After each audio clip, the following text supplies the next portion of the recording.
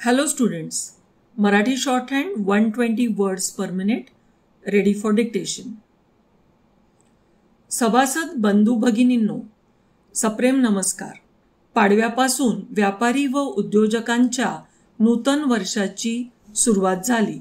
नुकतेच संपलेले दिवाळी पर्व आपल्या कुटुंबियांसाठी खुशालीचे व आनंदाचे गेले असेल अशी अपेक्षा करतो व आर्थिक वर्षाच्या यशस्वी वाटचालीसाठी शुभेच्छा देतो. आपल्या देशाच्या अर्थव्यवस्थेत कृषीचा वाटा 18% आहे. साहजिकच राज्यातील व देशातील शेतीचा विचार व्हावा. जागतिक बाजारपेठेत भारतीय शेतमालाला दर्जेदार स्थान मिळावे, शेतमालाला चांगला भाव मिळावा यासाठी प्रयत्न आहेत. महाराष्ट्र चेंबरने सातत्याने राज्याच्या विकासाचा ध्यास घेतला आहे. त्यामुळे व्यापार व उद्योगाच्या विकासाबरोबरच शेतीलाही प्राधान्य देण्याचे नक्की केले व सन 2014 चेंबरने आपल्या नावात व कार्यात कृषीचा समावेश केला. प्लॅनिंग कमिशनचे सदस्य यांचे अध्यक्षतेखाली कृषी समितीची स्थापना करण्यात आली. विविध कृषी विद्यापीठातील तज्ज्ञ मंडळींचा या समितीत समावेश करण्यात आला होता. उत्पादन क्षमता वाढवणे, गुणवत्ता वाढवणे व शेतीमालाला बाजारपेठ उपलब्ध करून देणे व योग्य भाव मिळावा यासाठी प्रयत्न करण्याचे काम सुरू करण्यात आले. शेती म्हटली की आपल्या डोळ्यासमोर येतो तो राज्यातील ग्रामीण भाग.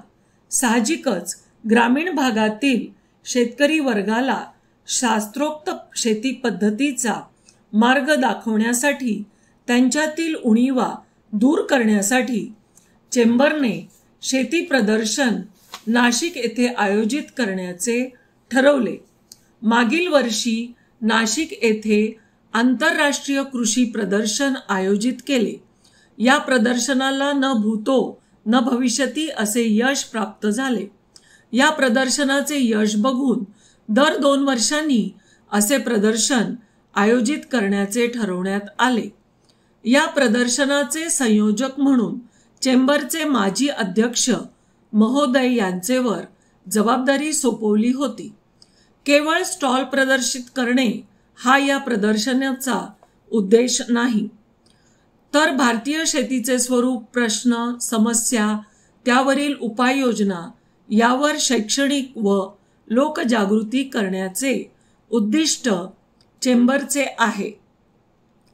त्यासाठी प्रदर्शन कालावधीत 9 चर्चासत्रांचे आयोजन चेंबरच्या वतीने करण्यात आले आहे. 30 पेक्षा जास्त कृषी तज्ज्ञ व सल्लागार यांचे मार्गदर्शन लाभले. कृषी विकासाच्या दृष्टीने चेंबरने राज्यातील इतर विभागांचाही विचार केला पाहिजे.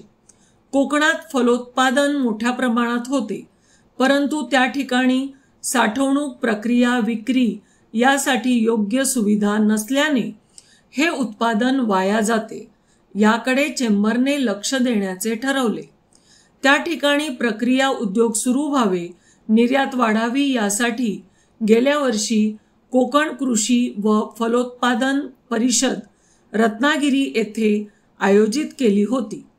ही परिषद अत्यंत यशस्वी ठरली. शासनानेही तातडीने दखल घेत आंबा व काजू बोर्डाची स्थापना केली. फळ पीक विमा योजनाही लागू केली. त्याचप्रमाणे फळांची जलद वाहतूक व्हावी यासाठी जलवाहतुकीस प्राधान्य देणे व त्यासाठी सुविधा निर्माण करण्याचे ठरवण्यात आले. कळावे. धन्यवाद. Thank you students.